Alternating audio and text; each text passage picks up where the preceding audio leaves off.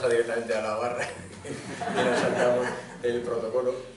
Muchas gracias, Rosario. Rosario es, ya que no está aquí, es una de mis mejores alumnas, no solo por la actitud y la presencia continua en clase, sino por la actitud crítica, que yo creo que eso es lo que se tiene que tener en la universidad. La universidad, frente a la academia, yo siempre digo que el que es universitario no puede ser académico, como el que es religioso no puede ser clerical, porque una cosa es la estructura y otra cosa es el intercambio y el que cree en algo, ¿no? Y yo creo en la universidad, y la universidad pues es Rosario, la universidad son alumnos míos que estoy viendo por ahí, la universidad sois vosotros, porque yo creo que la universidad es sentirnos parte del universo. Cuando decías antes lo de los movimientos antiglobalización, yo creo que la mejor forma de sentirse antiglobalización es sentirse universal, porque los que estamos en un sitio del mundo tenemos el derecho a estar aquí o estar en cualquier otro sitio, y parece que son de las cosas que con el tiempo se van quitando, ¿no? El título no lo tengo delante, pero era algo así como Desmontando mitos y al-Ándalus, ¿no? Entonces, lo que me ha propuesto es hablar un rato. Yo voy a hablar de mitos andalusíes o de mi visión de la historia de Al-Ándalus, y yo lo que propongo es que después tengamos un debate, que luego podemos seguir allí, pero que en cualquier caso lo que a mí me interesa es el intercambio. Una de las grandes ventajas, y por lo que estoy muy agradecido a Rosario y a todos los organizadores y organizadoras, es poder salir a la calle. Yo creo que una de las gracias que tiene la universidad es bajarse de la tarima y estar en la calle. Lo que pasa es que la universidad se ha trastocado mucho y parece que es un control de acceso al mercado laboral, pero la universidad no era más que la carga ética de la vida, el encuentro con las cosas que tenemos que estar desmontando, ¿no? Por ahí es lo del desmontaje de los mitos. Como veo que hay gente que sabe árabe, a mí me gusta mucho, para no perder el árabe, cuando vuelvo, cuando tengo algún tipo de conferencia, algún libro, algún artículo, digo, bueno, ¿yo cómo expresaría esto en árabe? Entonces me puse a pensar que la idea de desmontar mitos en árabe es muy bonita. Yo lo diría, tú me corriges si no, algo así como tafkik al-asatir. La idea de tafkik, del verbo fakkaka, es separar. El separar es el separar el grano y la paja. De hecho, existe una palabra que es una calle que acabo de pasar por ella, que es la palabra alfaqueque, que es el de fakka. Cuando tú tienes, yo me acuerdo cuando vivía en el Cairo, era que fi fakka es tienes cambio, y el cambio es cuando tienes un billete y lo cambias en moneda, ¿no? La idea de descomponer una cosa para comprenderla. Entonces me gustaba mucho esa idea árabe de descomponer como quien cambia un billete. El billete es demasiado gordo y nosotros nos manejamos más con moneditas, ¿no? Y esa es la idea que yo creo que quería traslucir en ese libro de Historia General del Al-Ándalus, que, como bien dice Rosario, no era el título inicial, sino que era este que hay aquí, el de abajo, Europa entre Oriente y Occidente, que de hecho es el objeto fundacional de esa fundación que yo presido, Fundación Gordion, que es hallar las zonas intermedias entre Oriente y Occidente. De hecho, por aludir a lo de Tafkik y lo de desmontar mitos y de deshacer, la Fundación Gordion se llama Gordion porque hay una forma de entender el mundo gordiana y hay una forma no gordiana. Si conocéis la historia de Alejandro Magno, cuando llega a Gordion, se encuentra con, el mito dice que se encuentra con el gran nudo gordiano, es en la entrada de Asia, es decir, está en Turquía y es la puerta hacia la India. Entonces la leyenda dice que quien desate ese nudo conquistará Asia. Entonces él no tiene paciencia y coge la espada y de un tajo rompe el nudo. La idea de la Fundación Gordion es que hay otros modos de conquistar, más allá de la espada. Hay unos modos que son precisamente deshacer los nudos. Y yo creo que en gran medida la visión que tenemos nosotros del mundo, la visión que tenemos de nosotros mismos, la visión que tenemos de la historia y de los demás, está anudada, pero no anudada simplemente porque no queremos perderla, sino que está anudada porque de alguna forma se ha atascado una narración, y las narraciones tienen que ser fluidas. La inspiración que siempre me ha acompañado en todos los libros de historia que yo he escrito es un historiador español, un gran historiólogo, como él le gustaba decirse a sí mismo, y a mí me gusta por homenaje a él, que era Américo Castro. Américo Castro decía que la historia hay que habitarla. Y si esto fuera la universidad, la mitad de vosotros ya se habría ido, porque cuando se dice Américo Castro en la universidad, la gente no lo soporta. Y no lo soporta porque precisamente Américo Castro era un anti-institucionalista y decía que la universidad era remover las aguas, no achantarlas bien. Por lo tanto, yo lo que os propongo es que seamos castrianos y castristas por un momento, o por un rato, que desmontemos, que removamos el agua y que a partir de ahí, pues, salgamos con las ideas un poco más confusas que cuando entramos. Porque la idea del pensamiento único es que nos aplana el pensamiento y ya lo tenemos todo muy claro. Y eso me recuerda, porque cuando estaba diciendo lo de la globalización, me recuerda que estos tiempos son más difíciles que muchos otros. Estábamos hablando antes de la universidad, que yo conocí una universidad muy crítica. Yo conocí una universidad en que cuando el profesor sacaba los apuntes, alguien decía, perdona, ¿vas a leernos los apuntes? Porque si los vas a leer nos vamos. Y esa universidad era la universidad militante. Y la universidad de ahora yo veo que se tragan cada cosa a los alumnos y digo, ¿pero cómo es posible esto? Era una universidad que si un profesor suspendía al 60% de los alumnos, pues simplemente nos declarábamos en huelga y nos íbamos. Porque un profesor está para enseñar, no para ejercer de presa frente al mercado laboral, que parece que es lo que tenemos ahora, ¿no? Por lo tanto, esa idea de la globalización de la universidad me recuerda que estos tiempos, como decía, son más difíciles que nunca para ese pensamiento variado, porque si os fijáis, Facebook, las redes sociales, yo pongo siempre el ejemplo de Twitter, Facebook y WhatsApp. Antiguamente, cuando uno estaba en un pueblo, tenía que tratar con los demás. Y tenía que tratar con la viejecita que no le gustaba, y con el beato que no le gustaba, y con el facha, y con el rojo del pueblo, y con la que se había escapado con tu primo, y con el cura que te decía que por qué no vas a misa. Y había una serie de personajes que te tenías que tragar porque esa era la vida en sociedad. Pero ¿qué hacemos ahora nosotros? Es decir, vivimos la aldea global, pero la aldea global no es que el mundo sea nuestro pueblo, ojalá. Es que hemos convertido el mundo en nuestro pueblecito. Y yo estoy ahora mismo aquí con todos vosotros, pero si no estoy hablando con vosotros porque estamos en un tren y lo que estoy es en mi grupo de los 4 falangistas de el novio de la muerte y no sé cuántos, yo no salgo del túnel. Y estaba aquí conectando, o es que tenéis micrófono. Entonces, esa idea que tenemos ahora de cerrar el mundo es peligrosísima, por eso tenemos que abrir los espacios, ¿no? A mí me da un poco de pena, Rosario lo sabe porque en clase yo siempre soy hipercrítico, que los públicos nunca se comparten. Yo ahora cruzo ahí y me invitan en alguna de las cofradías de Sevilla a dar una conferencia y el público es completamente diferente. Y ahora yo voy a Granada y es otro público completamente diferente. Y a mí, como no me gusta adaptar mi discurso a los públicos, pues siempre hay al final ciertos conflictos de opinión que a mí me parecen sanísimos, pero a la gente que no le suele gustar, ¿no? Por tanto, sirva eso de cláusula de salvaguarda para la idea del desmontaje de los mitos. Cuando digo desmontaje de los mitos no me refiero a que nos están engañando y hay que sacar la verdad, no, es que nos estamos engañando nosotros mismos. Cuando yo digo, y ese es el gran meme que me acompaña históricamente en todas mis intervenciones, cuando yo digo que no hubo invasión islámica de la península ibérica, que eso me lo voy a tatuar aquí para que la gente no lo tenga. Bien, cuando yo digo esa frase, yo por ejemplo, mi padre, que es un hombre al que quiero mucho y al que cuanto más conozco menos comprendo, porque es una persona que está exactamente en las antípodas de cualquier forma ideológica que yo me haya podido criar, por lo tanto es muy interesante, por eso que decía antes que hay que vivir con la gente a la que no comprende. Bueno, pues mi padre, que es un funcionario, él se dice a sí mismo funcionario gris del franquismo, que cree en todo aquello como un aparato inamovible y tal y cual, y que yo permanentemente he criado o he creado mi carácter precisamente contra él, mi padre, que me ha leído y que estoy con él desde hace 53 años, pues de pronto de vez en cuando me dice, mira, y si no vinieron en el 711, ¿cuándo vinieron? Porque la idea no es, claro, la idea es ese vinieron, la idea es la tercera persona, la idea es generar la historia como que la historia de España era un río fluido desde las cuevas de Altamira hasta el franquismo y de pronto en medio hay algo muy extraño, hay un nudo y ese nudo hay que cortarlo en los dos extremos y lanzarlo porque es un nudo en tercera persona. Porque de alguna forma llegó un ovni en España que nos abdujo a todos durante 8 siglos y gracias a Dios el 2 de enero de 1492 conseguimos que despejara el horizonte ese nuevo ovni. Por lo tanto, la idea es que no hay una tercera persona. Por eso el libro nuevo mío es Cuando fuimos árabes, porque yo creo que hubo un tiempo en esta tierra en que fuimos árabes. Siempre juego con el título como queráis. Yo digo cuando fuimos árabes, pero yo creo que tendríamos que poner en la portada cuando fuimos y ponga usted lo que quiera. Porque los puntos sucesivos, porque a la gente no le gusta lo que fuimos. Y no le gusta lo que fuimos porque entiende que no se identifica el presente con el pasado. Y pero si es que el pasado no te está pidiendo permiso para que te identifiques con él. Es que el pasado se produjo. Es que si no te cae bien tu abuelo, te aguantas. Y tu bisabuelo y tu tatarabuelo. La idea es, el otro día en Córdoba decía, bueno, fuimos árabes, pero sobre todo cristianos. Bueno, entonces, ¿qué quieres tú poner ahí? Cuando fuimos mozárabes, venga, pues cuando fuimos mozárabes, venga, cuando fuimos aljamiados, cuando fuimos... Y de, bueno, pues todo eso es lo que implica cuando fuimos árabes, porque hubo un tiempo que fuimos aquello, hubo un tiempo que fuimos otra cosa, etc.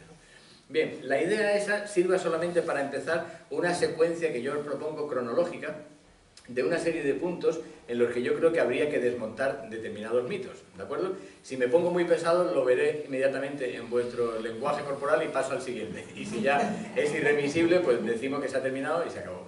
Intento no darle a esto porque lo habéis hecho de un modo tan artesanal que se me va a caer en cualquier momento porque está en un equilibrio inestable. Pero está bien, hay que estar siempre en equilibrio inestable.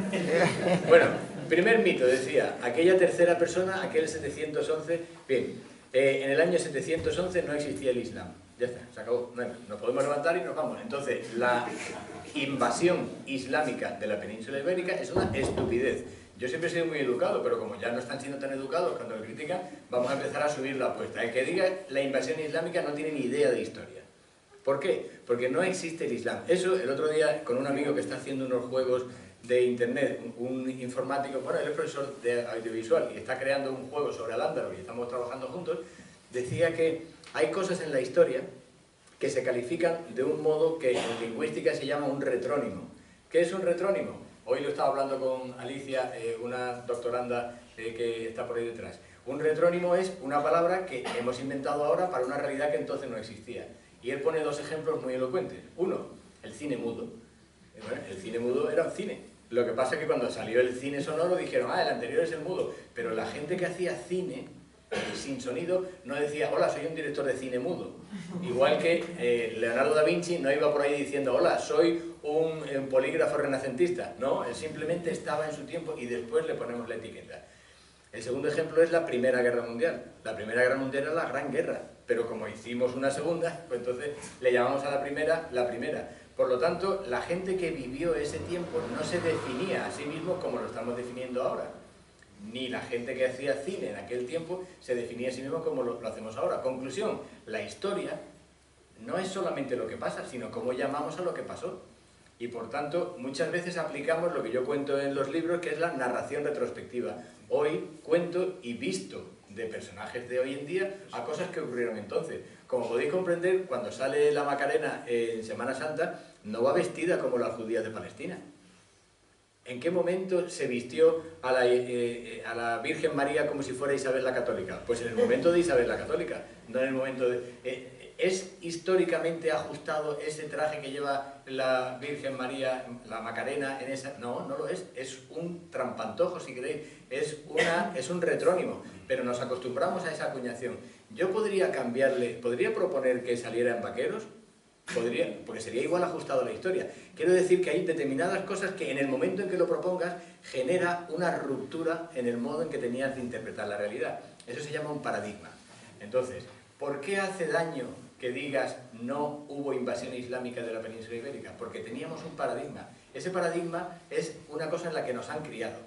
La casualidad hace que todos los españoles, porque es casualidad, que todos los españoles, o a lo mejor es genética, todos los españoles tenemos la misma opinión sobre el estrecho de Gibraltar, sobre el peñón de Gibraltar. Y todos los ingleses coinciden también en una opinión que resulta que es contraria. Eso sí que es casualidad. Es decir, ¿es la genética la que marca un discurso? ¿Es la genética la que marca los pegamentos sociales? No, es aquello en lo que nos han criado. Desde pequeñitos te están diciendo una idea. ¿Es la buena? ¿Es la mala? No, es la que han elegido para ti, igual que tu apellido. Por lo tanto, convertirse en historiólogo consiste en remover las cosas, en tener el derecho de cambiarte o no el apellido, en tener el derecho de decir hubo gente que a lo mejor tenía el mismo derecho a estar aquí que no, etcétera, etcétera. Por lo tanto, vamos a volver a 711 y vamos a ir saltando, removiendo. En el 711, nadie fuera de España llama a la conquista islámica. Todos la llaman conquista árabe. Primer matiz. Claro, en España y en Marruecos eso no significa gran cosa, porque para el español y el marroquí ser árabe es ser musulmán. Pero cuando te vas un poquito más a oriente, por ejemplo en el Líbano, en Palestina, ser árabe no es ser musulmán, es completamente diferente. Bien, pues en Al-Ándalus ser árabe no era ser musulmán. Lo que pasa es que nos han creado esa mentalidad, esa sinonimia. Bien, pues si en el resto del mundo lo llaman conquista árabe, será porque están matizando algo. Y si nosotros la llamamos conquista islámica es porque estamos matizando algo. ¿Qué quiere matizar el historiador español cuando la llama conquista islámica?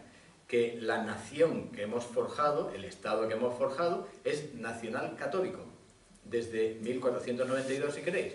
Bien, pero es que un territorio es mucho más que un Estado.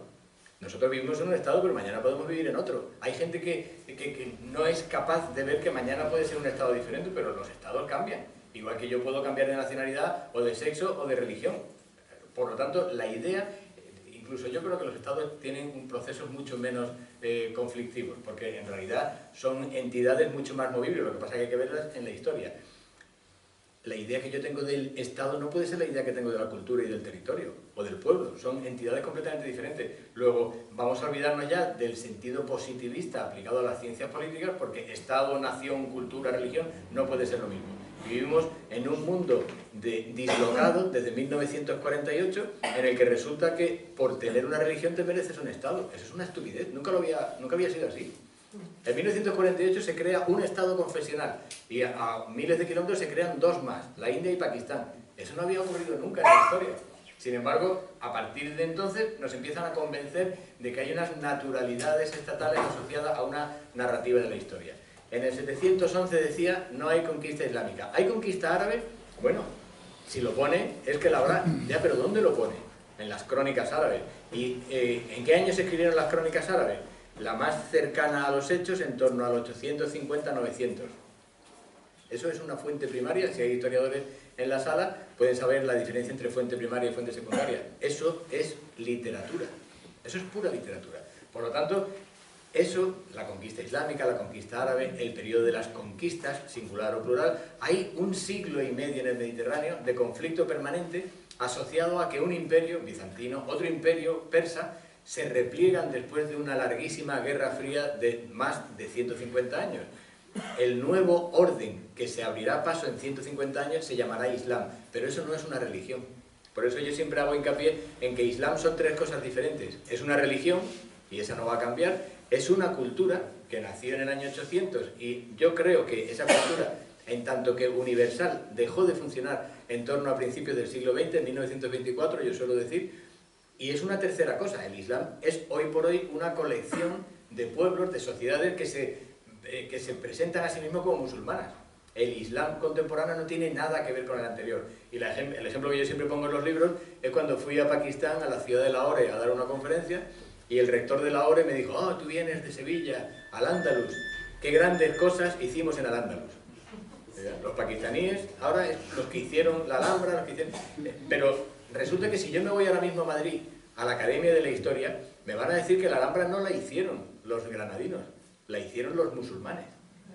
Los musulmanes que después se fueron. Entonces, es esa idea del ovni permanentemente que no conseguimos generar fluidez, ¿no? Por lo tanto, primero, 711. Vamos a dar un salto, ¿de acuerdo? Ese salto lo vamos a situar al año 850.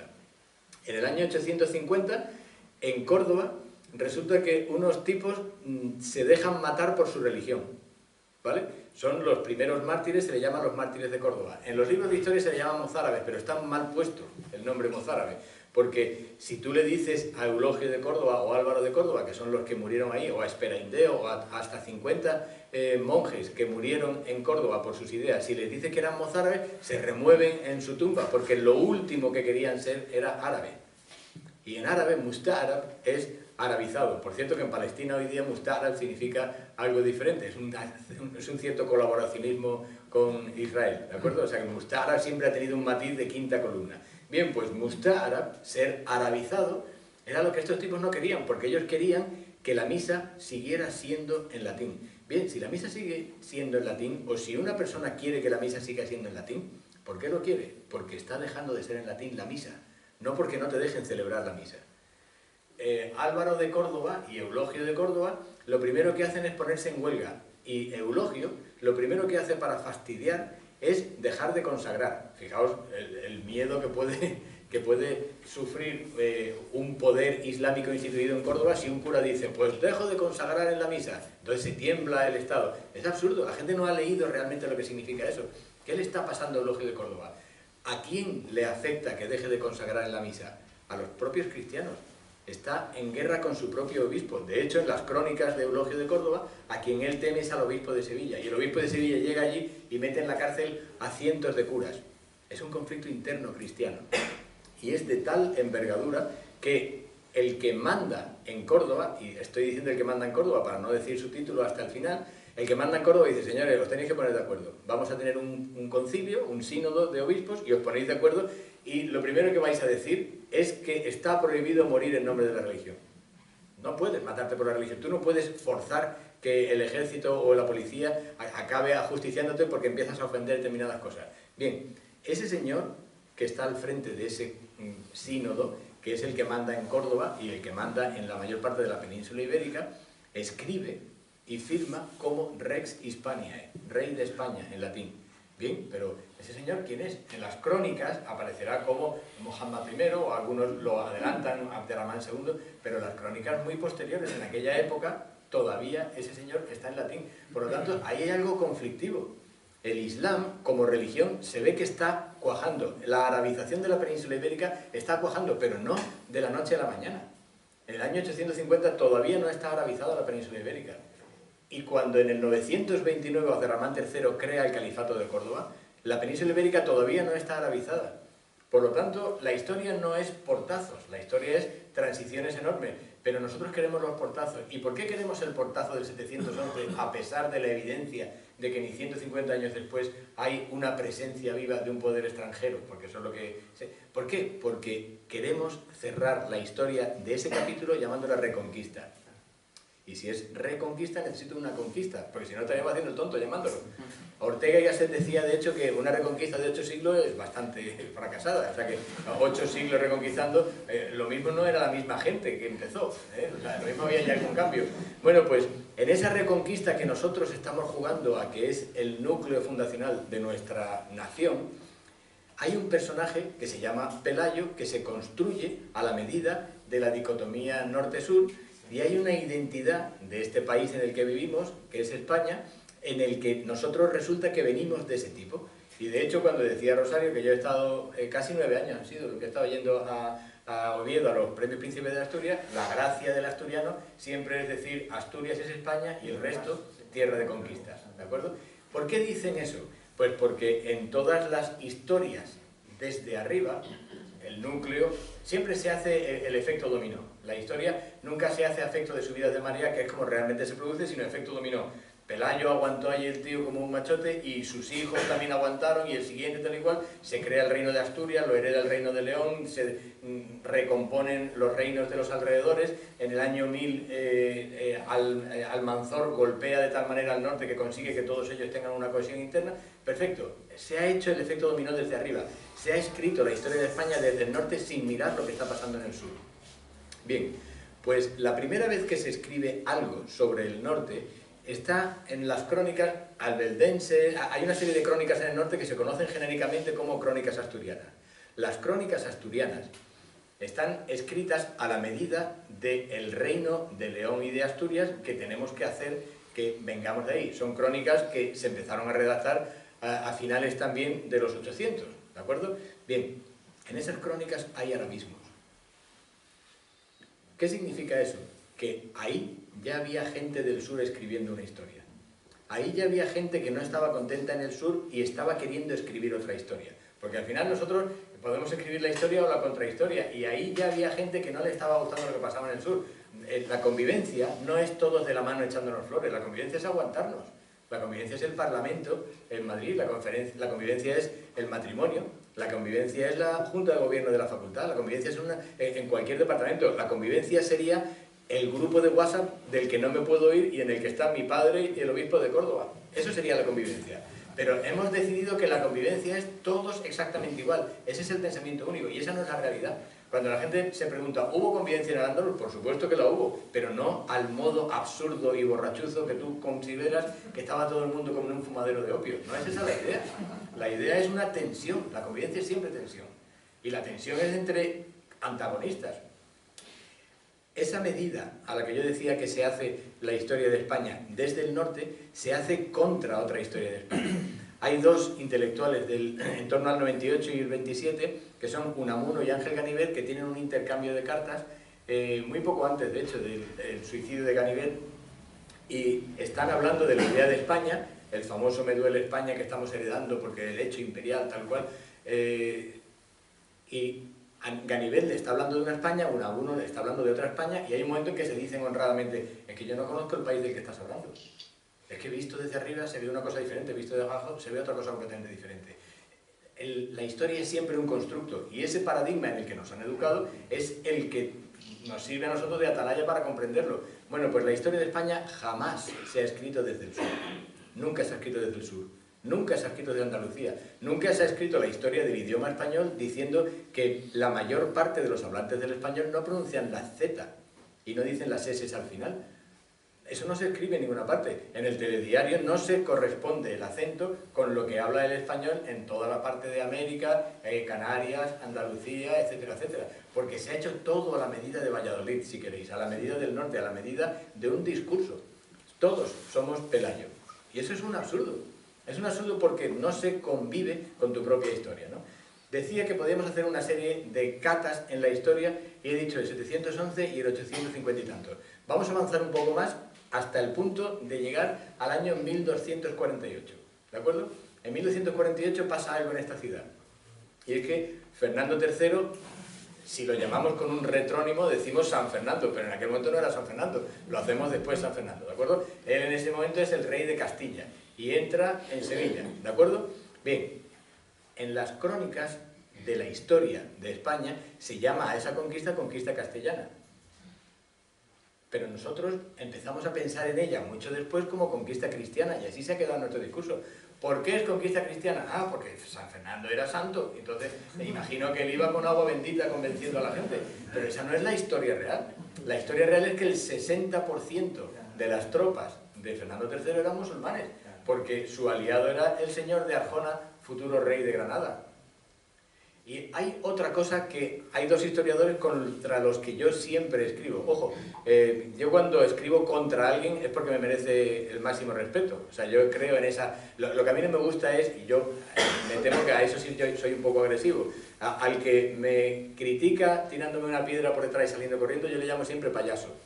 Yo tengo el nombre, cuando en internet alguna cosa que diga, este es un payaso. Me refiero precisamente al que no tiene un fundamento. Ahora, al que argumenta, contraargumenta, por muy hostil que sea, yo lo respeto. Y hay dos personas a las que respeto por encima de todo, que son dos historiadores que no he comprendido ni una línea de ellos. Uno es el catedrático de mucho tiempo aquí, Manuel González Jiménez, que es experto en la conquista de Fernando III y la historia de Sevilla y de Alfonso X el Sabio. Por cierto, una grandísima persona y un magnífico docente. O sea que, dicho eso, un día me dijo, Emilio, he leído tu libro y no estoy de acuerdo con el 60% de las tropas. Digo, venga, vamos, si a mí me gusta el regateo. Digo, ¿cuántos crees tú? ¿Cuántos crees que vinieron? ¿El 40, el 30, el 20? No, el 50 y tanto. Vale, perfecto, para ti, ¿de acuerdo? Bien, y si no estás de acuerdo con esto, pero aceptas ese porcentaje, ¿por qué no ha aparecido esa línea en ninguno de tus libros en 30 años? ¿Por qué en los libros de la historia de la conquista de Sevilla no aparece eso? No aparece que en el repartimento se le dará las tierras del Aljarafe, se les dará la zona de la Guaira a los señores que han venido por el de Granada precisamente porque han combatido bien. ¿Por qué no se hace a la medida de la historia de España y no a la historia de una cierta cristiandad?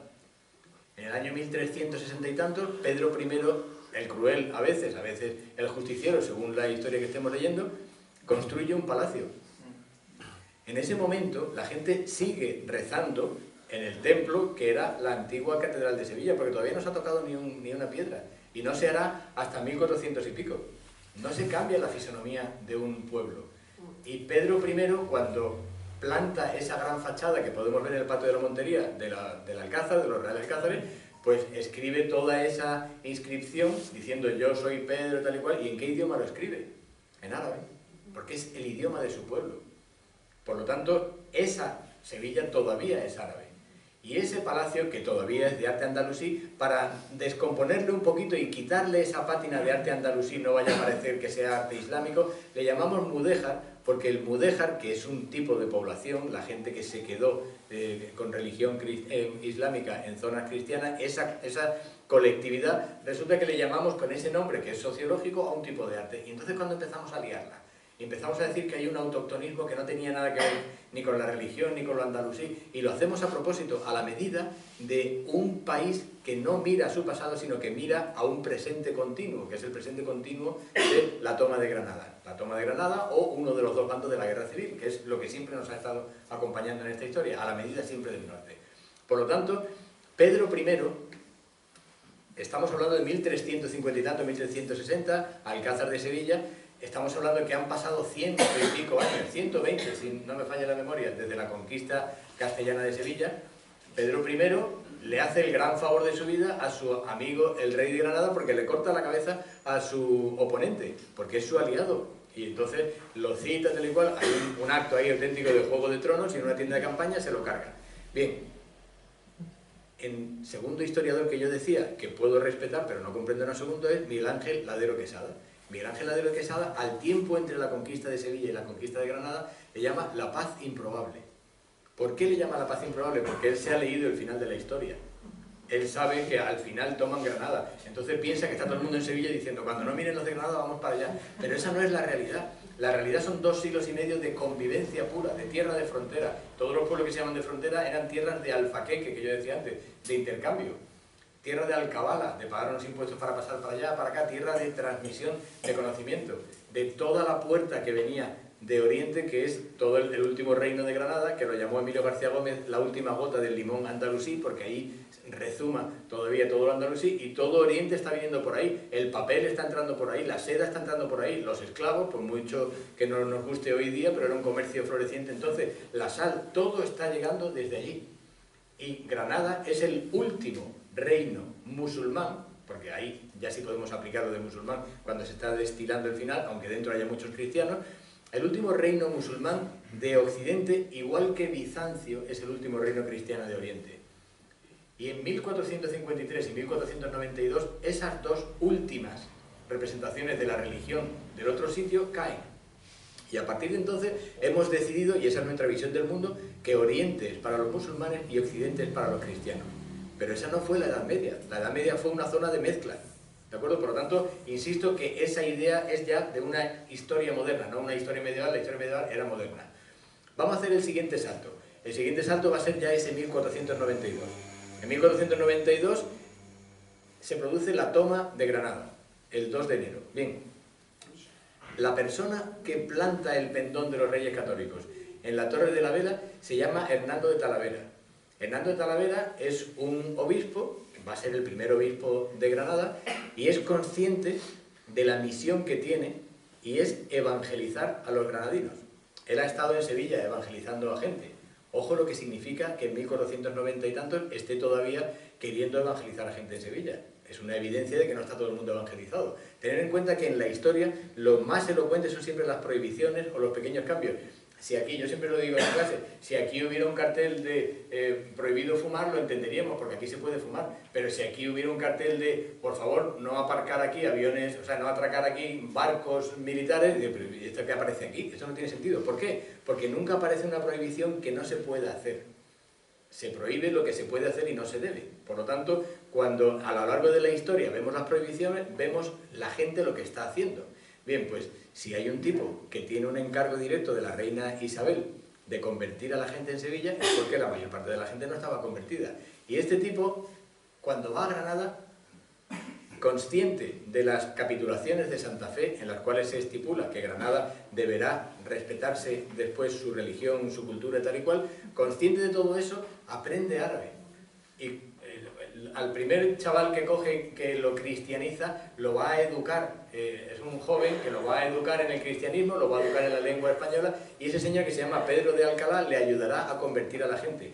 Pero en 1503-1504 llega el rey Fernando y ve que no se está convirtiendo a mucha velocidad. Y entonces llama a un señor llamado Cisneros que inventa el bautismo por aspersión.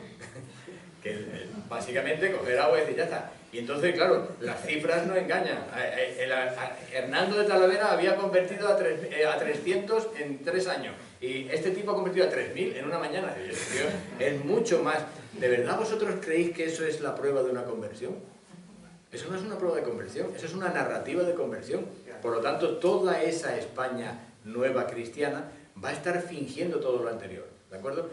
ese fingimiento llega hasta el Quijote, en 1600. En el 1600 y pico, cuando en el capítulo 9 del Quijote resulta que se corta la narración, no sé si recordáis, en el capítulo 9 hay un corte de narración, porque si recordáis la ficción narrativa del Quijote, no es Cervantes el que escribe, sino que dice que está traduciendo un manuscrito del árabe de un tipo llamado Cide Hamete Benengeli, etcétera, etcétera. Hay dos posibles visiones sobre lo que significa Cide Hamete Benengeli. Yo siempre he sido partidario de una, pero ahora me está convenciendo la otra. Entonces me da rabia, pero así funciona la cosa. Me tiene que convencer, pues me lo trago. Yo ahí defiendo la mía, y es que en árabe Sidi Hamid ibn al-Injili significa hijo del evangelista. Y es demasiado evidente, pero a lo mejor viene de Badinján, berenjena, y es una cosa diferente, es un entorno judaizante. Bien, vale, acepto que yo no lo tengo claro. Por lo tanto, el que lo tenga más claro, que lo ponga sobre la mesa. En cualquier caso, es un árabe el que ha escrito eso. Y en el capítulo 9 se corta la narración, porque el gran narrador que es Cervantes dice, y en aquel momento, espadas en alto de don Alonso Quijano y el de enfrente, se corta la narración porque se acabó el manuscrito. Y entonces me tuve que poner a buscar otros manuscritos, y el capítulo siguiente empieza con mucha fluidez, como si fuera una gran serie que terminó en plan continuará, y la siguiente empieza como en capítulos anteriores. Bueno, pues el capítulo empieza diciendo, así que corrí al mercado de la Alcana y encontré un cartapacio, una carpeta con unos manuscritos árabes en los que estaba escrita, y entonces pregunté por ahí y me lo empezaron a traducir, y cuando me empezaron a traducir el traductor se empezó a reír porque estaba hablando de Dulcinea del Toboso que salaba cochinos. ¿Qué está pasando ahí en 2 párrafos?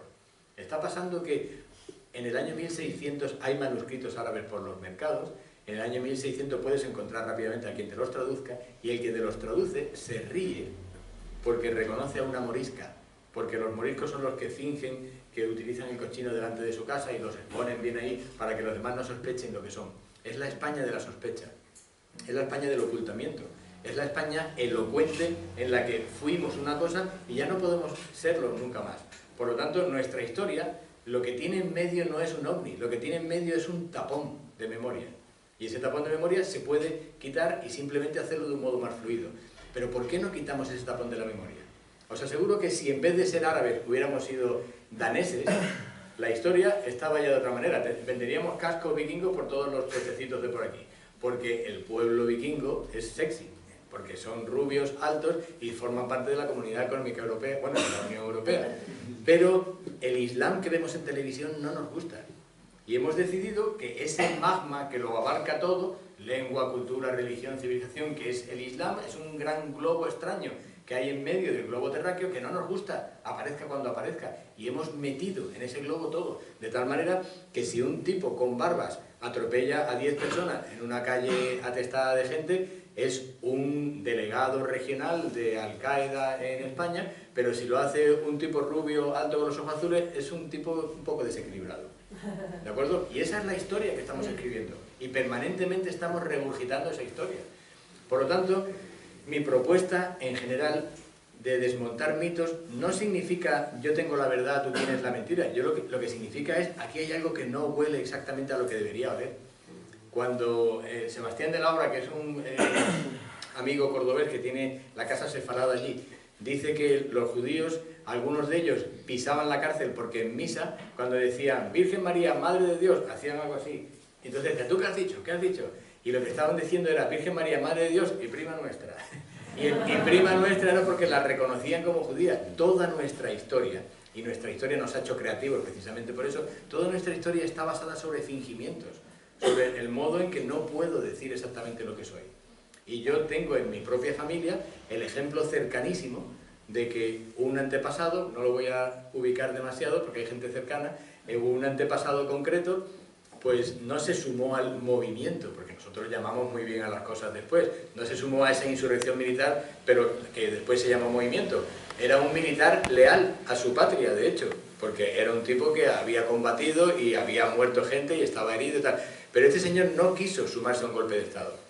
Y como era coronel, pues estuvo los siguientes 20 años de su vida pues paseándose por diversas cárceles de España, que si lo van a fusilar, que si no sé cuánto, tal y cual, porque no se quiso sumar a ese movimiento. Bien, cuando la hija iba a verlo, a Madrid o a Córdoba, porque no estaban, Cuando volvía decía que había estado en la playa, que había estado no sé qué, nunca decía que había visto a su padre. Y a lo largo de la historia educó a sus hijos en que su padre había luchado en el bando siguiente, en el bando contrario, no en el suyo. ¿Por qué? Porque tenemos que contar la historia con miedo, porque nos están mirando, porque hay un interés especial en una sola narrativa. Y eso no puede ser. Si hay gente que apuesta por una España rica y plural, es una gente que tiene que asumir que en nuestro pasado es rico y plural también. El otro día me mandaron de Ceuta, un amigo, una escena preciosa, inclasificable, porque son de estas cosas que tenemos en España inclasificables, en que los regulares de Ceuta están escuchando la Zora Fatiha del Corán por los caídos por la patria, porque había soldados musulmanes que habían muerto por la patria y eran musulmanes y estaban oyendo la Fatiha, están oyendo el Corán. Cualquiera diría, pero ¿esto qué es? Ya están aquí. Pero no, pues la realidad es que si asumimos que ser musulmán en España es ser español en más, porque resulta que tenemos un largo vestigio de haberlo sido, a lo mejor nuestra sociedad es mucho más sana y a lo mejor no me tengo que meter en oscuros rincones de internet para buscar identidades. Por lo tanto, es mucho más sencillo purgar las viejas heridas y abrir. Lo que pasa es que en España preferimos tapiar y no mirar lo que hay en las cunetas, porque muchas veces en las cunetas está la historia silenciada. Muchísimas gracias.